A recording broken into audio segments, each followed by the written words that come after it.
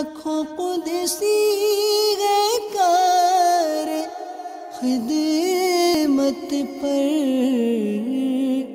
لاکھوں گردے مزار پھرتے ہیں۔ پیارے پیارے مدنی منوں اور مدنی چینل کے ناظرین، السلام علیکم ورحمۃ اللہ وبرکاتہ۔ آپ کو اپنے انتہائی معلوماتی اور دلچسپ سلسلے فرشتوں کی دنیا میں خوش آمدید کہتے ہیں۔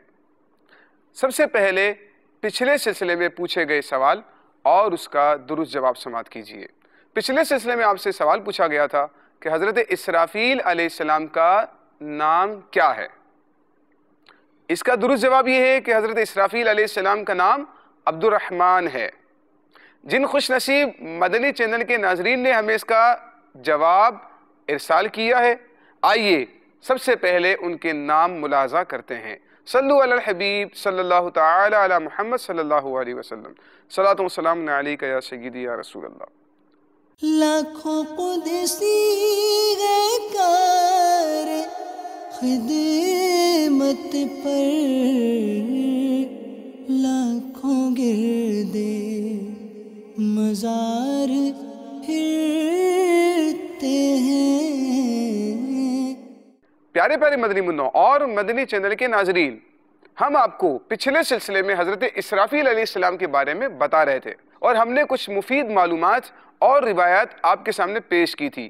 آج بھی انشاءاللہ تعالی حضرت اسرافیل علیہ السلام کے بارے میں مزید واقعات اور روایات آپ کے سامنے ہم پیش کریں گے، اور ہم آج آپ کو جو واقعہ سنانے کے لیے جا رہے ہیں اپنے سلسلے کی ابتدا میں، انتہائی معلوماتی، انتہائی دلچسپ سلسلہ ہے، لہٰذا بڑی توجہ کے ساتھ سلسلے میں اول تا آخر شرکت کرنے کی نیت سے مدنی چینل کے سامنے بیٹھ جائیے اور اپنے گھر کے چھوٹے چھوٹے مدنی منوں اور مدنی منیوں کو بھی مدنی چینل کے سامنے بٹھا دیجئے، انشاءاللہ آپ کی معلومات میں بہت اضافہ ہوگا۔ صلو علی الحبیب صلی اللہ تعالی علی محمد صلی اللہ علیہ وسلم۔ حضرت ابن عباس رضی اللہ تعالیٰ عنہما ارشاد فرماتے ہیں کہ شہنشاہ مدینہ قرار قلب و سینہ صاحب معطر پسینہ صلی اللہ تعالی علیہ وآلہ وسلم نے ہمیں نماز عصر پڑھائی تو پہلا رکوع اتنا طویل فرمایا کہ ہمیں گمان ہوا کہ شاید رکوع سے سر ہی نہ اٹھائیں گے۔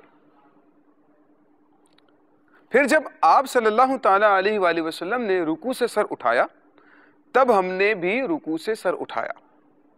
نماز ادا فرما لینے کے بعد پیارے آقا صلی اللہ تعالی علیہ وآلہ وسلم نے اپنا رخ انور محراب سے ایک جانب پھیر کر فرمایا کہ میرا بھائی اور چچازاد علی ابن ابو طالب کہاں ہیں؟ حضرت سیدنا علی رضی اللہ تعالیٰ عنہ نے آخری صفوں سے عرض کی، لبیک یا رسول اللہ، میں حاضر ہوں یا رسول اللہ صلی اللہ تعالیٰ علیہ وآلہ وسلم۔ یعنی آپ نے دیکھا کہ پیارے آقا صلی اللہ تعالیٰ علیہ وآلہ وسلم جب بھی صحابہ کرام علیہ رضوان کو یاد فرماتے تھے تو وہ یوں کہا کرتے تھے، لبیک یا رسول اللہ، یا رسول اللہ میں حاضر ہوں۔ حضرت علی نے عرض کی، لبیک یا رسول اللہ، یا رسول اللہ میں حاضر ہوں صلی اللہ تعالیٰ علیہ وآلہ وسلم۔ آقا علیہ السلام نے فرمایا، اے ابو الحسن میرے قریب آ جاؤ۔ چنانچہ حضرت سیدنا علی رضی اللہ تعالیٰ عنہ آپ صلی اللہ تعالیٰ علیہ وآلہ وسلم کے قریب آ کر بیٹھ گئے۔ آپ صلی اللہ تعالیٰ علیہ وآلہ وسلم نے فرمایا، ابو الحسن کیا تم نے اگلی صف کے وہ فضائل نہیں سنے جو اللہ تعالیٰ نے مجھے بیان کیے ہیں؟ میٹھے میٹھے اسلامی بھائیوں بڑی توجہ کے ساتھ سنیے گا۔ آقا علیہ السلام اپنے جو آپ کے صحابہ کرام ہیں ان کی تربیت کا کتنا اہتمام فرماتے ہیں، اور تمام صحابہ کرام پیارے آقا علیہ السلام کی کس قدر توجہ کے اندر ہوا کرتے ہیں۔ تو پیارے آقا صلی اللہ تعالیٰ علیہ وآلہ وسلم نے حضرت علی سے فرمایا کہ علی کیا تم نے اگلی صف کے وہ فضائل نہیں سنے جو اللہ تعالیٰ نے مجھے بیان فرمائے ہیں؟ اب دیکھیے ان کا جذبہ ملاحظہ کیجئے گا، کتنا زبردست جذبہ ہے۔ اگلی صفوں کو اور جماعت کو پانے کا ان کا جذبہ کتنا زیادہ ہوا کرتا ہے۔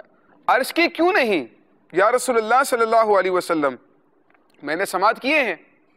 آقا علیہ السلام نے ارشاد فرمایا، پھر کس چیز نے تمہیں پہلی صف اور تکبیر اولیٰ سے دور کر دیا؟ حسن اور حسین کی محبت نے تمہیں مشغول کر دیا تھا، تمہارے بیٹوں کی محبت نے تمہیں مشغول کر دیا تھا۔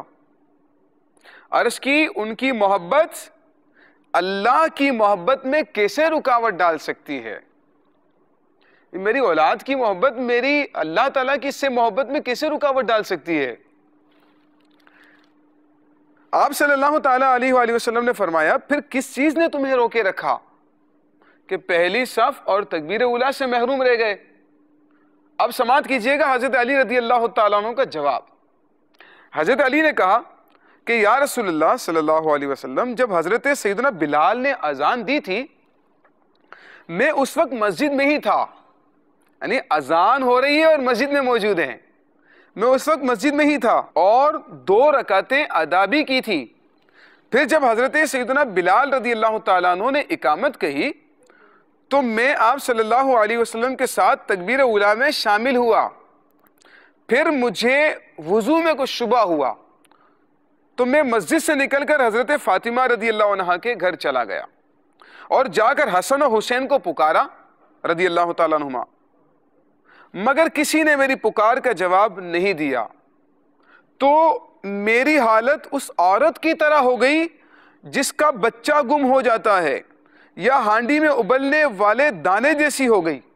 یعنی جماعت جا رہی ہے نا تو بے تابی کا آپ ایک مثال آپ عطا فرما رہے ہیں، ارشاد فرما رہے ہیں کہ اب جماعت جا رہی ہے اور مجھے وضو میں شبہ ہو گیا تو آپ فرمانے لگے کہ میری جو ہے نا ایسی حالت ہوگی جیسے کسی عورت کا بچہ گم ہو گیا ہو، یا پھر جو دانا ابلتا ہے نا ہانڈی کے اندر چولہے کے اوپر تو وہ کس طرح سے ابل رہا ہوتا ہے، آپ کی بے تابی کا اندازہ آپ کرنے کی کوشش کیجئے۔ آپ کہتے ہیں کہ میری حالت اس طرح ہوگی، میں پانی تلاش کر رہا تھا کہ مجھے اپنے دائیں جانب سے ایک آواز سنائی دی اور سبز رومال سے ڈھکا ہوا سونے کا پیالہ میرے سامنے آ گیا۔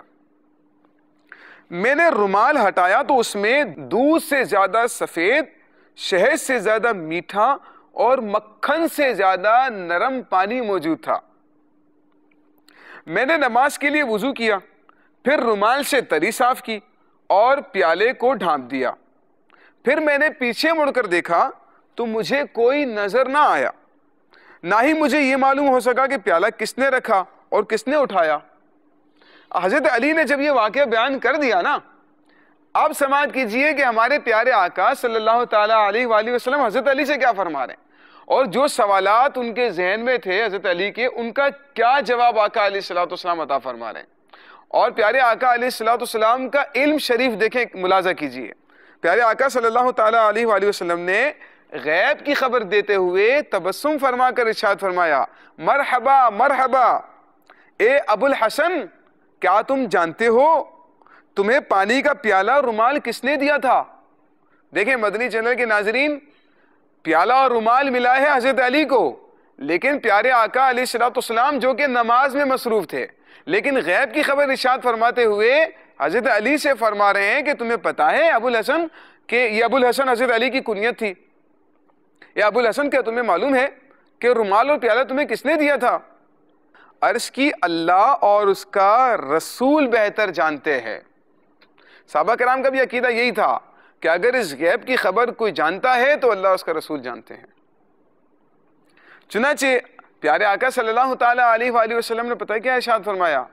جی ہاں، پیارے آقا صلی اللہ تعالیٰ علیہ وآلہ وسلم نے فرمایا، پیالہ تمہارے پاس جبریل امین لے کر آئے تھے اور اس میں حضیرت القدس کا پانی تھا، اور رومال تمہیں حضرت سیدنا میکائیل علیہ السلام نے دیا تھا، اور حضرت سیدنا اسرافیل علیہ السلام نے مجھے رکوع سے سر اٹھانے سے روکے رکھا تھا، یہاں تک کہ تم اس رکعت میں آ کر مل گئے۔ اے ابو الحسن، جو تم سے محبت کرے گا اللہ اس سے محبت کرے گا، اور جو تم سے بغض رکھے گا اللہ اسے ہلاک کر دے گا۔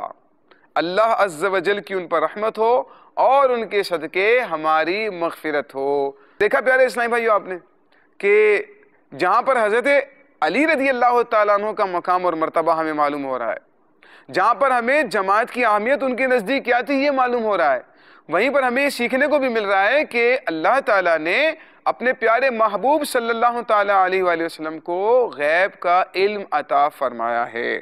صلو علی الحبیب صلی اللہ تعالیٰ علی محمد صلی اللہ علیہ وسلم۔ ہم آپ کو ایک اور بہت اہم بات بتانے کے لیے جا رہے ہیں۔ جب پیارے آقا صلی اللہ تعالیٰ علیہ وآلہ وسلم شب معراج میں اللہ تعالیٰ کا دیدار کرنے کے لیے لامقام پر گئے، اللہ تعالیٰ نے اپنے پیارے محبوب صلی اللہ تعالیٰ علیہ وآلہ وسلم کے استقبال کے لیے خصوصی اہتمام فرمایا۔ اللہ تعالیٰ نے فرشتوں کو نبی کریم صلی اللہ تعالیٰ علیہ وآلہ وسلم کے استقبال کے لیے تیار کر دیا، اور آپ کو پتہ ہے کہ تمام فرشتوں کے جو سردار حضرت جبرائیل علیہ السلام اور مقرب ترین فرشتے جو ہیں ان کا کیا عالم تھا، ان کی کیا ڈیوٹی اور کیا ذمہ داری تھی، آئیے اس کو بھی ذرا سماعت کرتے ہیں۔ حضرت دمرہ رضی اللہ تعالیٰ عنہ سے روایت ہے، آپ فرماتے ہیں ایک روایت کے مطابق کہ حضرت آدم علیہ السلام کو سب سے پہلے حضرت اسرافیل علیہ السلام نے سجدہ کیا، تو اللہ تعالیٰ نے ان کو اس کا ثواب اس صورت میں دیا کہ ان کی پیشانی میں قرآن مجید لکھوا دیا۔ بعض علماء نے فرمایا کہ لوح محفوظ حضرت اسرافیل علیہ السلام کی پیشانی ہے کہ اس میں سارے حالات لکھے ہوئے ہیں، اور حضرت اسرافیل علیہ السلام کا مقام کیا ہے؟ حضرت اسرافیل علیہ السلام حاملین عرش، فرشتوں کے سردار ہیں، وہ فرشتے جنہوں نے عرش کو اٹھایا ہوا ہے ان فرشتوں کے سردار ہیں، اور اس کے متعلق اور بھی مختلف اقوال ملتے ہیں جن میں سے ایک میں نے آپ کے سامنے پیش کیا۔ حضرت امام سیوطی رحمۃ اللہ تعالی علیہ نے الحبائق میں فرمایا ہے کہ مجھ سے سوال کیا گیا کیا فرشتے پہلا سور پھونکتے وقت مریں گے اور دوسرے نفخے کے وقت زندہ ہوں گے؟ میں نے جواب دیا ہاں، اللہ تعالیٰ ارشاد فرماتا ہے اور سور پھونکا جائے گا تو بے ہوش ہو جائیں گے، زندہ تو مر جائیں گے، اور مردوں کی روحیں بے ہوش ہو جائیں گی، جتنے آسمانوں میں ہیں اور جتنے زمین میں ہیں، مگر جس سے اللہ چاہے وہ اس بے ہوشی اور موت سے محفوظ رہے گا۔ اچھا، جن فرشتوں پر سور پھونکنے سے موت طاری نہ ہوگی وہ حاملین عرش حضرت جبرائیل علیہ السلام، حضرت اسرافیل علیہ السلام، حضرت میکائیل علیہ السلام اور حضرت ملک الموت علیہ السلام ہیں۔ یہ نفخہ اولا کے بعد ہی وفات پائیں گے۔ پھر اللہ تعالیٰ حضرت اسرافیل علیہ السلام کو حکم فرمائے گا، وہ پہلی مرتبہ پھونک ماریں گے جس سے تمام آسمانوں اور زمین والے چیخ پڑیں گے اور ان کی موت وارد ہو جائے گی، مگر جس کو اللہ تعالیٰ چاہے گا اس حالت سے مستثنا رکھے گا۔ یہاں تک کہ فرمایا پھر اللہ تعالیٰ یعنی جب یہ انتقال کر جائیں گے سارے کے سارے لوگ، اس کے بعد اللہ تعالیٰ آسمان کو حکم ارشاد فرمائے گا تو 40 دن تک برستا رہے گا، جب تک اللہ تعالیٰ نے چاہا لوگ اسی موت کی حالت کے اندر رہیں گے، پھر اللہ تعالیٰ آسمان کو حکم دے گا تو وہ 40 دن تک برستا رہے گا۔ پھر اللہ تعالیٰ جسموں کو حکم فرمائے گا کہ تم اگنا شروع ہو جاؤ، حتیٰ کہ جب ان کے بدن کامل طور پر اگ جائیں گے اور جیسے دنیا میں تھے ویسے ہی ہو جائیں گے تو اللہ تعالیٰ فرمائے گا میرے عرش بردار زندہ ہوں، تو وہ زندہ ہو جائیں گے۔ پھر اللہ تعالیٰ حضرت اسرافیل علیہ السلام کو حکم ارشاد فرمائے گا تو وہ سور لے لیں گے اور اسے اپنے منہ پر رکھ لیں گے۔ پھر اللہ تعالیٰ حکم دے گا جبریل اور میکائیل علیہ السلام کو تو وہ بھی زندہ ہو جائیں گے۔ پھر اللہ تعالیٰ سب ارواح کو بلائے گا، حضرت اسرافیل علیہ السلام کو حکم دے گا کہ اب جی اٹھنے والوں کا سور پھونک، یعنی زندہ کرنے کا سور پھونک، تو وہ پھونک ماریں گے جس سے روحیں اس طرح سے نکلیں گی جیسے شہد کی مکھیاں اڑنے کے لیے نکلتی ہیں۔ پھر اللہ تعالیٰ فرمائے گا مجھے میری عزت اور میرے جلال کی قسم، ہر ایک روح اپنے بدن میں لوٹے تو تمام روحیں اپنے اپنے جسموں میں داخل ہو جائیں گی۔ یہ ہوگا مرنے کے بعد دوبارہ زندہ ہونا۔ تو دیکھا مدنی چینل کے ناظرین، پیارے پیارے مدنی منوں، ہمیں پتہ چل رہا ہے کہ مرنے کے بعد دوبارہ اٹھنا ہے اور دنیا میں جو کچھ بھی کیا ہے اس کا حساب اللہ تعالیٰ کی بارگاہ میں پیش کرنا ہے۔ تو اسی لیے ہمیں اس قیامت کے آنے سے پہلے ہی تیاری کا اہتمام کر لینا چاہیے۔ ایک روایت میں آتا ہے اللہ تعالیٰ جب کسی امر کا ارادہ فرماتا ہے تو لوح محفوظ اسرافیل علیہ السلام کا ماتھا ٹھونکتی ہے۔ اسرافیل علیہ السلام جنہوں نے عظمت الہی کی وجہ سے اپنا سر اپنے پر سے ڈھانپ رکھا ہے، اس لیے اوپر سر کو ہی نہیں اٹھاتے۔ جب لوح ان کے سر پر ٹھونکی جاتی ہے تو وہ اوپر دیکھتے ہیں، اگر وہ حکم آسمان والوں کے لیے ہوتا ہے تو حضرت اسرافیل علیہ السلام وہ حکم میکائیل علیہ السلام کے سپرد کر دیتے ہیں، اور اگر وہ حکم زمین والوں کے لیے ہے تو وہ جبرائیل علیہ السلام کو سپرد کر دیتے ہیں۔ اسی طرح قیامت میں سب سے پہلے لوح محفوظ سے حساب ہوگا۔ جب اسے حساب کے لیے بلایا جائے گا تو خوف سے اس کے کندھے کانپ رہے ہوں گے۔ اسے کہا جائے گا کیا تم نے میرا حکم پہنچا دیا؟ عرض کرے گا ہاں۔ جب اسرافیل علیہ السلام تصدیق کریں گے تو لوح محفوظ کہے گی شکر ہے اللہ تعالیٰ کا جس نے مجھے برے حساب سے بچا لیا۔ یوں ہی آگے اسی طرح سب سے سوال ہوگا۔ اب یہ اللہ تعالیٰ کی مشیت ہے، اللہ تعالیٰ کی حکمت ہے، اور اللہ تعالیٰ ہی بہتر جانتا ہے کہ ان کا حساب کس طریقے سے ہوگا، لیکن روایات میں اس طرح کے الفاظ ہمیں ملتے ہیں۔ پچھلے سلسلوں میں ہم سن چکے ہیں کہ اللہ تعالیٰ کے مقرب ترین فرشتے بھی اللہ تعالیٰ کے خوف سے کس قدر خوفزدہ رہا کرتے تھے، حالانکہ یہ تو گناہوں سے معصوم ہے، حالانکہ ان کے ذمے تو کوئی بھی گناہ نہیں ہے، اللہ تعالیٰ نے ان کو معصوم بنایا ہے، لیکن اس کے باوجود اللہ تعالیٰ کو خوف ان کے دل میں کتنا زیادہ ہے، کیونکہ اللہ تعالیٰ کی معرفت بھی ان کو زیادہ ہے، تو اسی لیے اللہ تعالیٰ کو خوف بھی ان کے دل میں زیادہ ہوا کرتا ہے۔ ہم پیارے محترم اسلامی بھائیوں باوجود یہ کہ گناہگار ہیں، اللہ تعالیٰ کی نافرمانیوں سے ہمارا کوئی دن خالی نہیں ہوتا، لیکن اس کے باوجود میرے پیارے محترم اسلامی بھائیوں اللہ تعالیٰ کا خوف نظر نہیں آتا۔ اللہ تعالیٰ کے خوف کی وجہ سے ہماری آنکھوں سے آنسو جاری نہیں ہوتے، اللہ تعالیٰ کے خوف کے پیش نظر ہم سے گناہ ترک نہیں ہوتے ہیں۔ ہمیں ان فرشتوں سے ہی سبق حاصل کرنا چاہیے کہ اللہ تعالیٰ نے ان کو کتنا بڑا مقام اور مرتبہ دیا ہے، اس کے باوجود دیکھیے کہ ان کا انداز کیسا ہے، ان کا خوف خدا کتنا ہے۔ اسی لیے ہمیں بھی چاہیے میرے پیارے محترم اسلامی بھائیوں اپنے دل کے اندر خدا کا خوف رکھیں، اور اس خوف کا فائدہ یہ ہوگا کہ ہم گناہ سے بچے رہیں۔ اللہ تعالیٰ ہمیں اپنا حقیقی خوف نصیب فرمائے۔ مدنی چینل کے ناظرین اور پیارے پیارے مدنی منوں، آپ جانتے ہیں کہ ہم اپنے اس سلسلے کے اختتام میں آپ سے ایک سوال پوچھا کرتے ہیں اپنے اسی سلسلے سے متعلق۔ تو آپ تیار ہو جائیے، اب آپ کی ذہنی آزمائش ہے اور آپ نے سوال سننا ہے، اور سوال سننے کے بعد مدنی چینل کی اسکرین پر موجود جو نمبر آپ دیکھ رہے ہیں، اس نمبر پر اس کا درست جواب ہاتھوں ہاتھ آپ نے ارسال کرنا ہے۔ آج کا سوال کچھ اہم ہے، اگر آپ نے سلسلہ غور سے سنا ہوگا تو انشاءاللہ آپ کو سوال کا جواب معلوم ہو جائے گا۔ آج کا ہمارا سوال ہے کہ پیارے آقا صلی اللہ تعالیٰ علیہ وآلہ وسلم کو رکوع سے سر اٹھانے سے کون سے فرشتے نے روکا ہوا تھا؟ رکوع سے سر اٹھانے سے کون سے فرشتے نے روکا ہوا تھا؟ مدنی چینل کی اسکرین پر آپ نمبر ملاحظہ کر رہے ہیں، ہاتھوں ہاتھ اس سوال کا درست جواب آپ ہمیں ارسال کیجئے۔ ممکنہ صورت میں آئندہ سلسلے میں انشاءاللہ آپ کا نام مدنی چینل کی اسکرین پر بھی ہم پیش کریں گے۔ اور آپ جانتے ہیں کہ ہم اپنے سلسلے کے اختتام میں آپ کو ایک کفریہ کلمہ بتایا کرتے ہیں فرشتوں سے متعلق، تاکہ ہم خود بھی اس سے بچ سکیں اور دوسروں کو بھی بچا سکیں۔